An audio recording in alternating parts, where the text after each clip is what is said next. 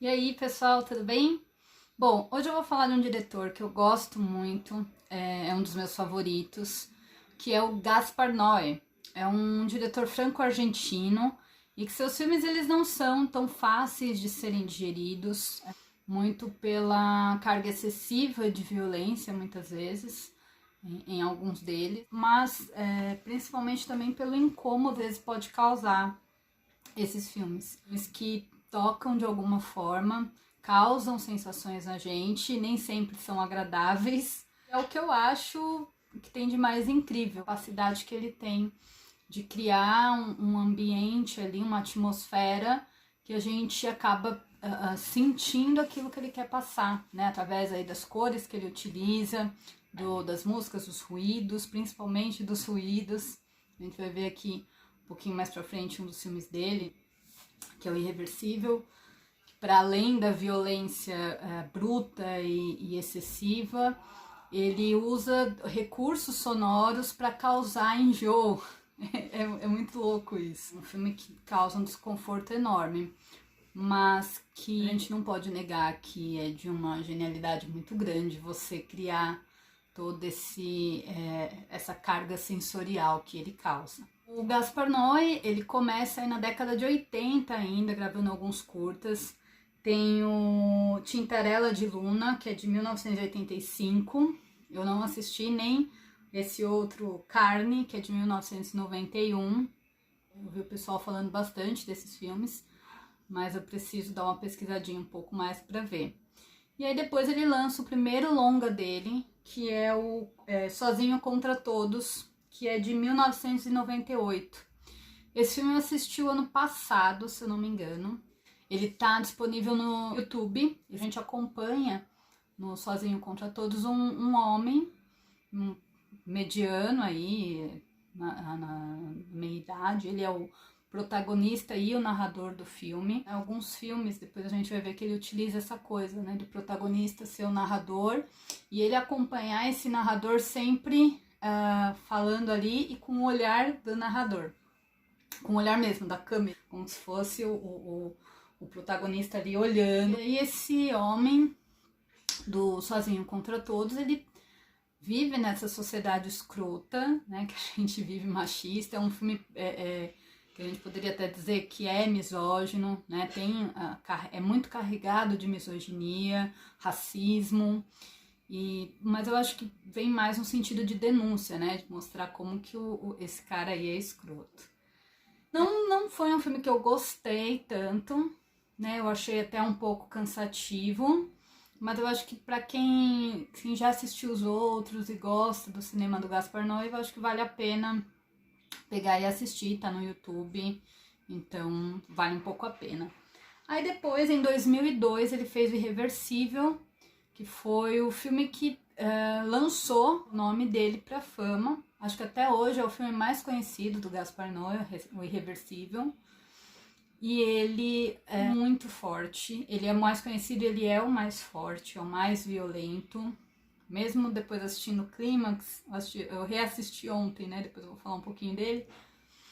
Mas o Irreversível, ainda assim, ele é de uma violência, de uma brutalidade muito, muito grande, que choca e além do todo o incômodo que o filme em si causa, né? Então, quando eu falo que ele usa muito as cores saturadas, o escuro, né? O contraste ali com a sombra, a câmera que ele utiliza que não para quieta, né? Que você vai ali, o seu olhar fica um pouco até atordoado, né? Porque a câmera fica pra lá, às vezes você não consegue ver a cena inteira. Então isso acaba te, né, gerando ali uma ansiedade, um desconforto. Esse filme também ficou conhecido por conta da forma como ele utilizou o som, a direção de som. Ele vai utilizar um ruído durante o filme inteiro, que assim, é imperceptível. Se a gente não prestar atenção, a gente não consegue perceber. Mas que é um ruído que é justamente para causar enjoo.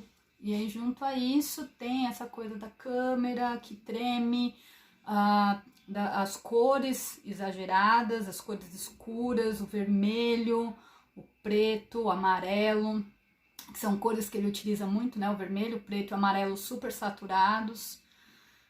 E a violência, né, que tem no filme, que é muito brutal. Não, ele é feito do presente para o passado, então, né, ele vai ao contrário. Ele já começa com uma cena muito violenta, que eu acho que são duas cenas muito violentas nesse filme, né? Essa eu acho que eu não consegui assistir, e aí eu tive que assistir a parte de making off para ver como foi feita a cena, para conseguir assistir a cena, que é a famosa cena do extintor, que um dos personagens lá do filme amassa o crânio do outro com um extintor de incêndio, e assim, e a câmera filmando em close ali, né, essa cena que é pesadíssima. E depois também tem a famosa cena que é horrorosa do estupro, de 10 minutos, com uma câmera ali que ele deixa como se fosse caída no chão,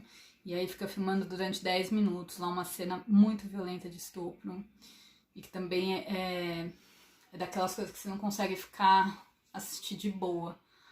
Mas era essa a intenção dele, de passar mesmo esse incômodo, essa repulsa. Esse filme, quando ele foi lançado nas salas de cinema dos festivais, muita gente deixou de assistir o filme com as cenas mais brutais. Teve gente que passou mal, mas enfim. E aí eu acho interessante que nos filmes dele, lembrei agora, ele sempre coloca algumas frases de efeito, assim. E aí no Irreversível ele diz o seguinte, como que é? O tempo destrói tudo, né? Logo no começo do filme fala, o tempo destrói tudo. Bom, eu assisti já faz muitos anos, acho que eu assisti umas 2 ou 3 vezes. Não tenho vontade de assistir de novo, porque sozinha eu não assistiria, porque eu acho que já assisti, então não é um filme agradável. Assistiria talvez com outra pessoa para depois conversar, mas sozinha, assim, sem muita intenção, não assistiria, não. Mas é um filme, não indico assistir logo de cara, porque aí vocês não vão querer assistir os outros filmes dele, porque é o mais pesado e mais violento. Depois, em 2009, vai lançar o Enter the Void, e esse Enter the Void eu assisti essa semana, tá disponível no YouTube. Gente, o que é esse filme? Meu Deus do céu. São 2 horas.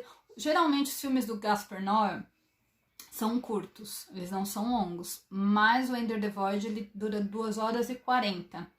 E a narrativa é muito simples. A narrativa em si é muito simples. Né? A história de um rapaz que tá morando em Tóquio. E ele acabou entrando nesse mundo das drogas. Ele tanto utiliza como ele vende e sobrevive com isso, mora com uma irmã.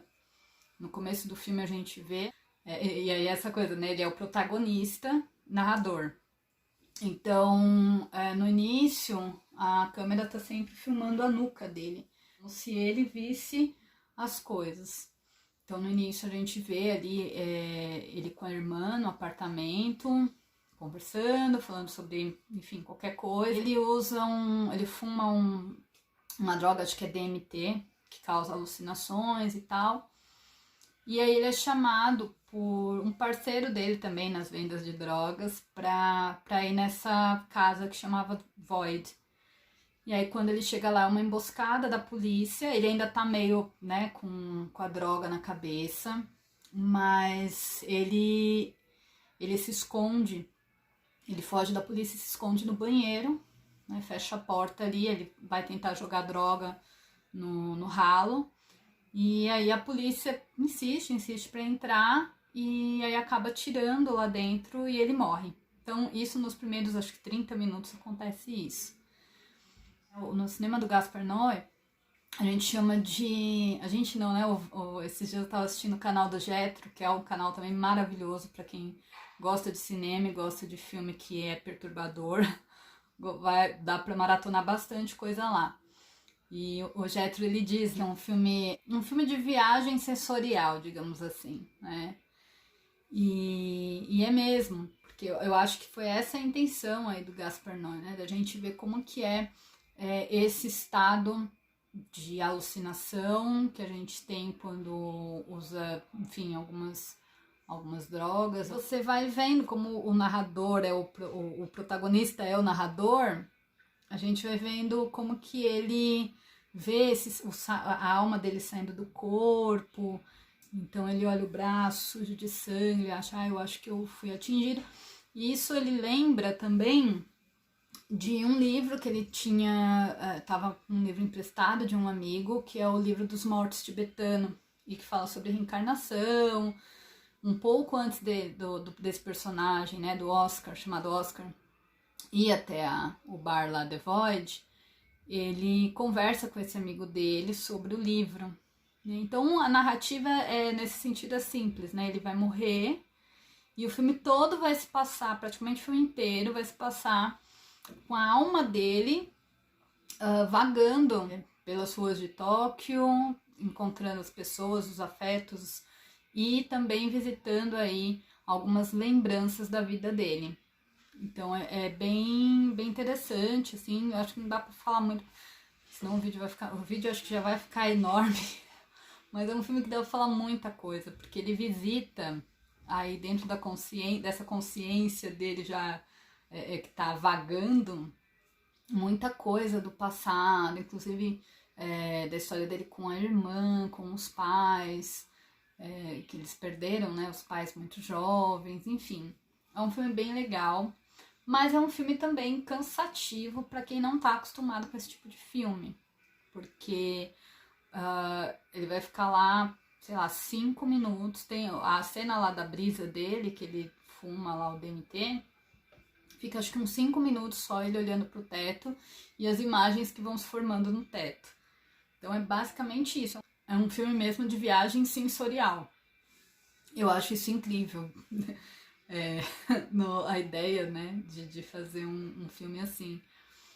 Mas quem não tá muito acostumado, que gosta mais de um filme com mais ação, né, com mais dinâmica ali, talvez seja um pouco cansativo. Mas é muito bom mesmo. E aí depois, em 2015, ele vai fazer o Love.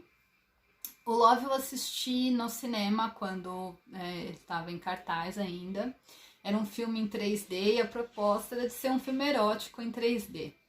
Não só erótico, né? Que continha cenas de sexo explícito. Dos filmes dele, eu acho que foi o mais fraco, na minha opinião. Acho que ele tinha essa proposta mesmo, colocar cenas muito estimulantes de sexo explícito, e a gente assistia em 3D, então acho que era talvez essa proposta, né, da gente tentar sentir um pouco essa sensação mesmo erótica. Mas eu não sei, não achei, eu não lembro direito, pra falar a verdade, do filme, então o que eu lembro, a história ela era em torno de um personagem, também era um personagem narrador do filme, o protagonista narrador, e que ele estava casado com uma moça, e aí de repente ele recebe uma mensagem, se eu não me engano, acho que era da mãe da ex-namorada dele, perguntando se ele tinha notícias da moça.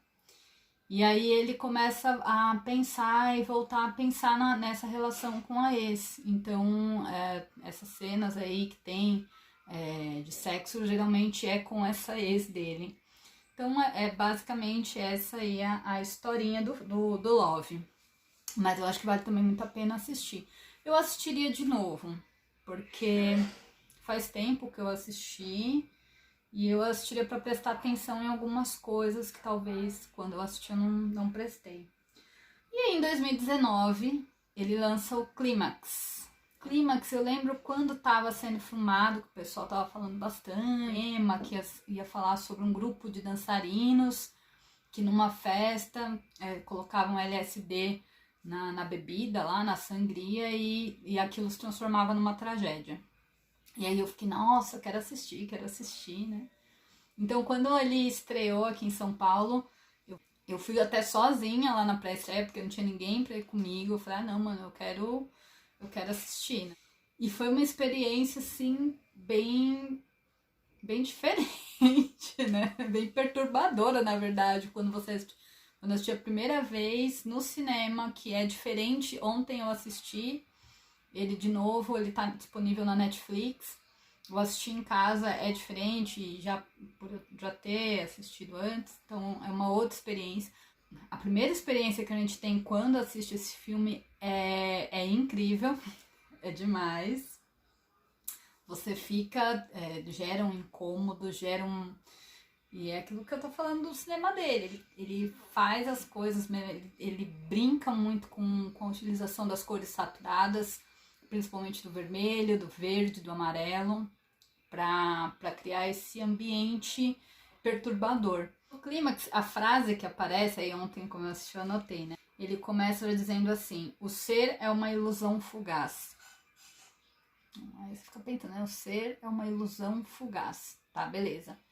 E aí o filme começa com as entrevistas de dançarinos, ele se passa em 1996, é como se tivesse acontecido em 1996, e ele coloca também no início do filme que é baseado em fatos, mas que ninguém achou esses fatos aí, né? Eu acho que talvez seja só uma jogada mesmo para deixar a gente ainda mais apreensivo. Ele começa com essa frase, começa com as entrevistas, né, com os dançarinos. E aí tem uma tela de televisão, bem estilo ali anos 90, né? E ao lado tem alguns filmes em VHS, alguns livros. Eu até anotei aqui porque talvez tenha um pouco a ver com o que vai se passar depois no filme. Então tem o que grita ali o VHS do filme Suspiria, do Argento, né? Como ele se passa na década de 90, ainda do Argento. Um Cão Andaluz, que é o primeiro filme surrealista do Buñuel e do Dalí. Um Cão Andaluz, Possessão, Saló e Zombie, do... esqueci o nome dele, do diretor lá dos filmes de zumbi, Romero, o Jorge Romero. E dos livros, tem ali na estante A Metamorfose, do Kafka. Tem um livro do Nietzsche, do Bakunin, e um livro, não sei se era livro ou se era VHS do Taxi Driver. Então, enfim, foi o que eu consegui anotar ali, que eu vi que tinha, e talvez diga alguma coisa. E tem essas entrevistas, depois tem um corte do filme, e aí a gente já aparece lá numa escola, no meio de um lugar, tava nevando ali pra caramba, então era uma escola. Eles fazem um último ensaio, digamos assim, antes de entrar em turnê, que é a cena mais legal do filme, é muito legal mesmo. A dança bem anos 90 mesmo, né? Inspirada ali no Vogue daquela época. E aí depois eles dançam tudo. Aí depois começam algumas conversinhas. Então o clímax é interessante que são todos atores iniciantes e dançarinos. A única atriz que acho que já tinha feito outros papéis não tem um protagonista, né? Mas é a personagem que aparece mais, que é a personagem Selva, interpretada pela Sofia Boutella, que era a única atriz, eu acho que um pouco mais experiente ali. E aí, quando assim que passa a cena da dança, começa a aparecer a câmera ali seguir um pouquinho cada um deles. E aí, o que eles conversam, né? Então, aí você vê os machos escroto falando, né, besteira, vê as meninas lá conversando, quem queria pegar quem, né? São todos jovens, e aí eles começam a tomar a tal da sangria que estava batizada com LSD. Depois disso, aí eles aí o Baygon começa a bater e cada um reage de uma forma, né, ao estímulo da droga. Eu achei um pouco exagerado transformar esse delírio coletivo que eles acabam tendo, né, numa tragédia assim, que no final a gente vai ver que vai morrer gente, entendeu? Então, uma coisa bem pesada. Mas é interessante ver como cada um reage à utilização de algumas drogas, de alguns alucinógenos. Então tem gente que é mais violento e vai partir mais para uma violência, tem gente que tem as suas obsessões, as obsessões vão ficar ainda mais potencializadas, então tudo se potencializa mais dentro de cada um, né? Um filme que tem que assistir aí, a primeira vez que assiste, procura focar bastante nele, sentir o filme, que vocês vão se arrepender, vocês vão sair, na verdade assim, né, a gente sai, nossa, eu quero falar com alguém sobre esse filme. Outras frases que eu também achei interessante, que ele joga assim, né, do nada, você tá assistindo o filme, ele joga a frase. Ele joga uma assim: viver é uma impossibilidade coletiva. Isso depois que o fuzuê já estava todo feito lá, que eles estavam drogados e aí já estava o fuzuê todo feito. Um pouquinho depois, morrer é uma experiência extraordinária. O Gaspar Noé também lançou um filme em 2019 chamado Lux Eterna.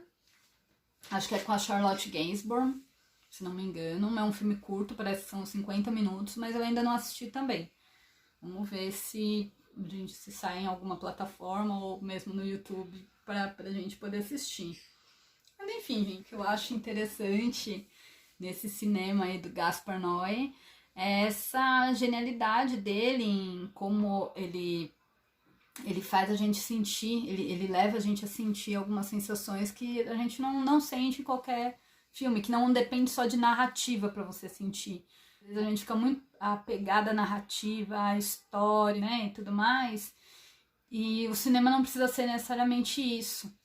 Ele colocou mesmo Um Cão Andaluz. Quando você assiste Um Cão Andaluz, não tem razão nenhuma naquilo, né? É surrealismo puro, é sensação. Então, o cinema ele pode ser isso, pode ser criar essas sensações. E aí a gente tem que estar aberto para assistir, se você gosta desse tipo de cinema, enfim, experimentar o que é assistir um filme assim. Eu acho que é isso, falei muito. Bom, não tem como, né, falar da filmografia do Gaspar Noé sem falar muito. Mas é isso, gente.